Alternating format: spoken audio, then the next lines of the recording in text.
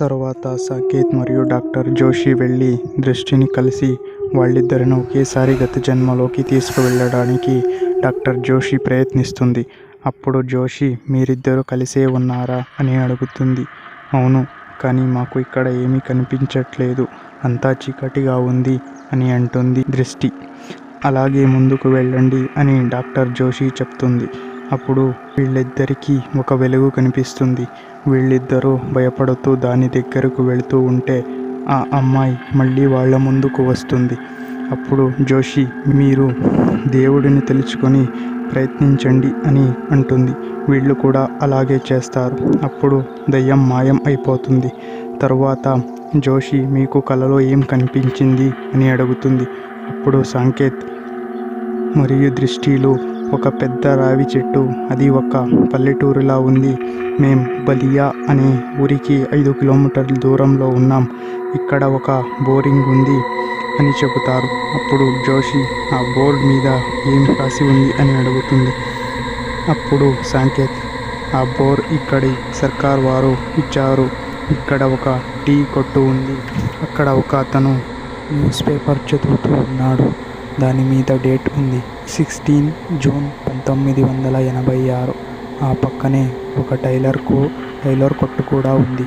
ఆ దుకాణంలో 2 మనుషులు ఒకరికొకరు గొడవ పడుతూ ఉన్నారు. అందులో ఉన్న ఒక అతను ఒక కత్తెరను చేతిలో తీసుకొని ఆ అమ్మాయిని చంపేసిన కల రావడంతో వీళ్ళిద్దరూ భయపడుతూ కళ్ళు తెరిచేస్తారు. అప్పుడు ఈ సెషన్ ద్వారా మనకు చాలా సమాచారం దొరికింది. ఇప్పుడు మనం విషయాన్ని కనిపెడదాం. కానీ ఇప్పుడు జరుగుతున్నది మీకు గత జన్మకు సంబంధించినది. అదే ఇప్పుడు ఈ సమస్యకు పరిష్కరించుకోవడానికి సహాయం చేస్తుంది అని అంటుంది డాక్టర్ జోషి. అతను మనం ఏం చేయబోతున్నాం అని అడుగుతాడు. అప్పుడు జోషి వాళ్ళు కలలో చెప్పిన ఊరికి వెళ్ళాలి అని ముగ్గురు బలియాకి వెళతారు. అప్పుడు వీళ్ళు ముగ్గురు కలలో కనిపించిన ఆ బోర్ ఉన్న చోటికి వెళ్తారు. అప్పుడు దృష్టి ఇది నేను మొదటిసారి ఈ ఊరికి వచ్చినట్టు లేదు అని అంటుంది. తర్వాత ముగ్గురు కలలో కనిపించిన టీ కొట్టు దగ్గరికి వెళ్తారు. అక్కడ వెళ్ళి ఇక్కడ ఒక టైలర్ షాపు ఉండాలి, అది ఎక్కడ అని అడుగుతారు. అప్పుడు ఇతను తీసుకువెళ్ళి ఆ టైలర్ షాప్ని చూపిస్తాడు. అప్పుడు సాకేత్ ఈ దుకాణం ఎప్పటి నుండి మరియు ఎందుకు మూసి ఉంది అని అడుగుతాడు. అందుకు ఇతను ఆ దుకాణం గురించి చాలా విచిత్రమైన కథ ఉంది. టైలర్ షాపుని 2 భార్యాభర్తలు నడిపేవాళ్ళు. భార్య అక్రమ సంబంధం పెట్టుకోవడంతో భర్త ఆమెను చంపేశాడు అని చెబుతాడు. అప్పుడు జోషి కిందటి జన్మలో మీరిద్దరే ఆ మగవాళ్ళు, అందుకే ఆ అమ్మాయి మిమ్మల్ని చంపడానికి చూస్తుంది అని చెప్తుంది. అప్పుడు దృష్టి నేను ఇప్పుడే వస్తాను అని లేచి అలా నడుస్తూ ఉంటే అప్పుడు ఈ పెద్దాయన ఆమె మొగుడు కూడా ఇలాగే నడిచేవాడు అని చెప్తాడు.